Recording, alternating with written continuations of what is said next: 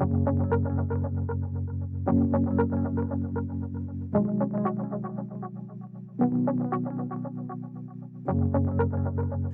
has been said that the most uplifting sermon Jesus ever preached was the Sermon on the Mount. Last week I began a devotional series on the Sermon on the Mount with an introduction to the Beatitudes.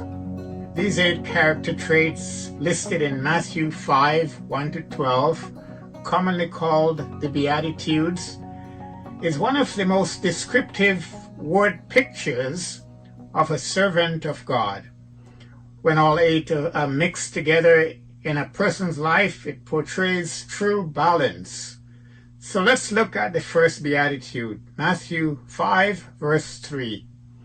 Blessed are the poor in spirit, for theirs is the kingdom of heaven. Someone once said to Reverend Billy Graham, I do a lot of social work, and it bothers me that Jesus said that poor people are blessed. How can this be when poor people around the world suffer so much? In Mark 14, verse 7, Jesus also said, You have the poor with you always.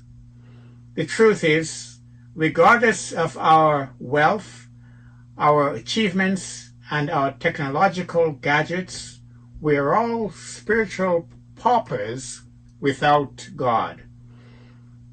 There are famous and wealthy people who are pitifully poor in spirit. So you see, Jesus' message was not only for the financially poor, the socially poor, or the intellectually poor. It was meant for those who recognize their own spiritual poverty before God.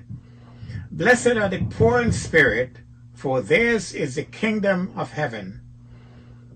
This is the first beatitude, and it was a dominant note on which the remainder of the sermon was composed. Jesus was speaking to all people of all beliefs, of all ages, of all financial status, revealing to them the secret of happiness. It is helpful to realize, as you do regarding the 9 characteristics of the fruit of the Spirit, that this is not a multiple choice list where you are free to pick and choose your favorites from these 8 character traits. Jesus has stated very clearly those qualities that lead not just to a different lifestyle that pleases him, but one that will reap eternal dividends in the kingdom of heaven. Therefore, a close examination of each of these is essential in order that we may identify and demonstrate these traits in our own lives. Notice that attached to each character trait is a corresponding promise. Jesus holds out a particular benefit for each particular quality. And what great promises they are. A promise of the kingdom of God, a promise to be comforted, a promise to be filled, and so forth. But that is not all. The Beatitudes also contain an implicit invitation to all to become this kind of person. The disciples sit at Jesus' feet and hear his words as congratulations.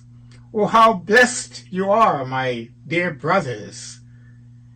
It is no wonder when he finished the sermon we read, the crowd were amazed at his teaching, for he was teaching them as one having authority.